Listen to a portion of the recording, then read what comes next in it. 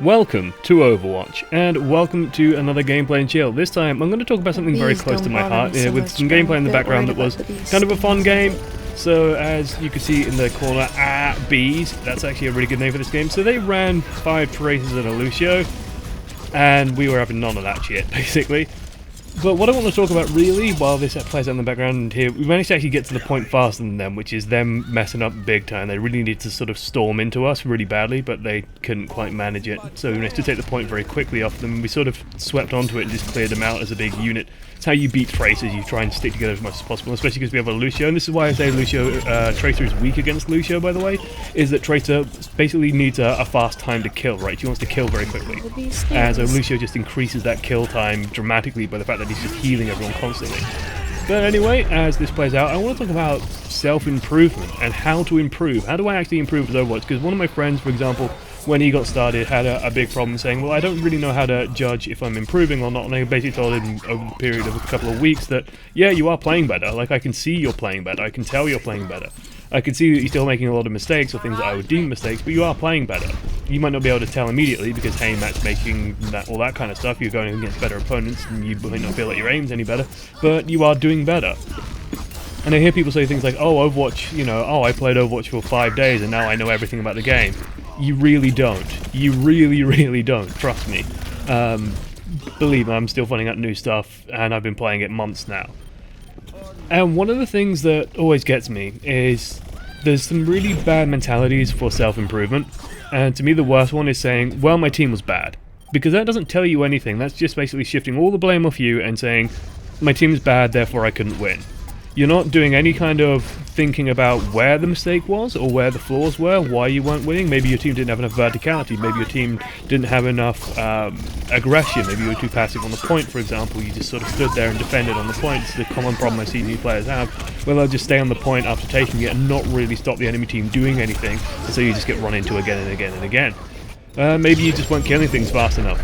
But something other than my team was bad is so much better and so much healthier for you to improve with, because it makes you realize and set yourself objectives where, okay, let's say you were losing and it's the final point on Gibraltar. Let's say it's this point where we're on now, and they kept taking sort of that high ground area right above. They kept having someone go up there, take that, and sort of a Junkrat was just set up there spamming down on everyone, and no one dealt with it well, and you just got minced.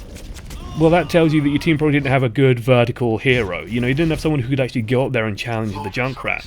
And therefore, maybe you don't have a vertical hero that you can play, so maybe you need to think about considering learning a hero that can move vertically reliably. Genji, Pharah, Junkrat can do it as well, Hanzo can do it technically, Widow can do it technically, heroes that can fly around and move around very freely.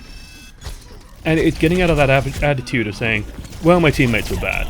Because what that does is it doesn't give you any information about what happened in the game. It doesn't give you anything to contextualize other than just sort of a shifting of blame. And trust me, I get salty all the time. You get salty all the time, I'm sure, out there. It happens, and you've got to acknowledge that sometimes your teammates will let you down occasionally, and sometimes they won't. Sometimes you will let your teammates down. It happens to everyone. It's not useful information for you to know that, oh, this guy is worse than the standard of the game. Now, it is worth noting that, hey, the enemy team played really well, so maybe that's why we lost. But then you just start looking for reasons of why they played really well. Because what that does, and what I find that does, is it gives you ideas of how to stop it happening in the future. So let's say you lose and your team just kept getting minced by a Bastion emplacement. Well, then clearly your team is dealing badly with Bastion. Clearly you need to learn how to handle him. Clearly you need to learn about flanking routes and moving around the map safely. Or target prioritization, for example, is a big one I see when people lose to Bastion. They just, for some reason, they'll be stood behind a Reinhardt shield and a Bastion's plowing damage into it. And for some reason they're shooting a Roadhog just because he's nearer for no good reason that I can tell. I've actually, sat and spectated people doing this and watching it happen, and it blows my mind when I see it. And this guy says, quite rightly, 4th time he's come up against me, so when is he going to be in a video? Well, now he's in a video. Congratulations. If you do see me, say hi. I say hi back. I'm usually very polite. There was one guy who was very, very rude and very, very angry at me, and I'm not sure if he's even a viewer or not. He might have known who I am. I have no idea. But he was playing Reinhardt, and he just kept walking up to me as McCree and kept dying. And I was just like, well, what do you expect is going to happen? You do know that McCree can throw flashbangs over the barrier, right? And it's just like, what are you expecting to happen here? You're entering a losing matchup. I could talk about McCree, and I will probably do a video about the proposed D.Va and McCree nerf, D.Va buff and McCree nerf, by the way, that I think it was Jeff Goodman, I think, we talked about that. But anyway, self-improvement. Yeah, it's purging that idea that you can just give a blanket reason for a loss. Try and find some reason, because that gives you the context to improve. After that, start just keeping an eye on your metrics, so at the end of the game you get to see lots and lots of lovely statistics. I like to try and keep an eye on all of them. Some statistics, let's use our words, are more important than others. So for example, Widowmaker, an easy one is just scoped hit rate. I tend to float around 55 to 60% now in a lot of my games, especially the games where I'm doing well. I notice I just have a higher scoped hit rate. So clearly there's a correlation there between performance on Widowmaker and hit rate. No shit, Sherlock, that's an obvious statement. But another example I try to track is projected barriers on Zarya, and the ratio between the number of barriers I put out and the number of damage absorbed. And so I generally try and think, well, every barrier has to do about 50 shield, or 50 shielding at minimum. And what you'll find is that one is actually a really, really tricky statistic, because as you go against better players, they'll hit it less. So you've got to be cleverer or slicker with your barriers on people. But it's usually a good way of just judging, well, am I being really useful as Zarya? How useful am I being? How many barriers am I actually getting out there?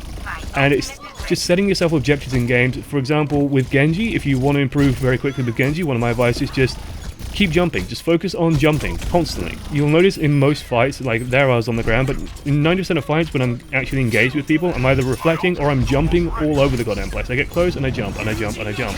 And I try and get over people. Here's me being really greedy. This is just me thinking, well, let's just put a clincher on this game and just Dragon Blade the spawn, basically. Doesn't quite work. It works out fairly well. Dragon Blading a Winston isn't the most useful thing in the world, to be honest. I should have just kept a hold of it, but I wanted to really put a nail in the coffin on this game. But it's setting yourself objectives, understanding where losses are coming from outside of, well, my team was bad, so therefore it's bad. Like, avoid that mindset. Always avoid that mindset, because it's not helpful to you, and it makes you into an arsehole. And it happens to me, it happens to a lot of people, I'm sure, where you'll just start going into a mindset of, well, everyone's just shit, so of course we can't win.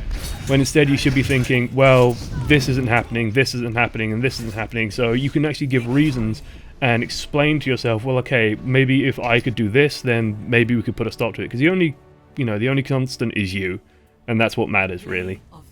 Also, I just want to give a massive shout out to this play of the game by Ray, because just watch this, because I was expecting Justice Reigns from above, but no, this is beautiful. 1, boom, 2, boom, and 3, boom. Just beautiful. I love it. I love seeing it so much. Those direct hits are so juicy as Farah. Anyway, thanks for watching to the end. I have been Josh's one voice amongst many. I'll play out a couple of players of the games and highlights as I close out here. On the note of streaming, I've had a really busy week, but hopefully I should be able to stream maybe Friday. I won't be able to stream over the weekend, and then definitely Monday I really want to make a big push to start getting that going and getting that working. So I'm sort of putting a pen to my diary and saying Monday you will be streaming at 1 PM GMT. Gonna do as much in my power to make sure that works and make sure that goes smoothly as possible. I'm not sure if I'll put an announcement video up for Monday, just because it will be the first stream I've done in a while, so it'll be very sort of testing stuff out and making sure it'll work smoothly. But yeah, that should be fun, so I kind of miss doing it.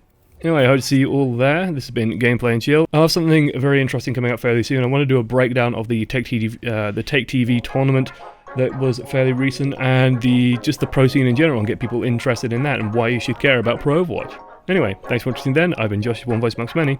Toodles.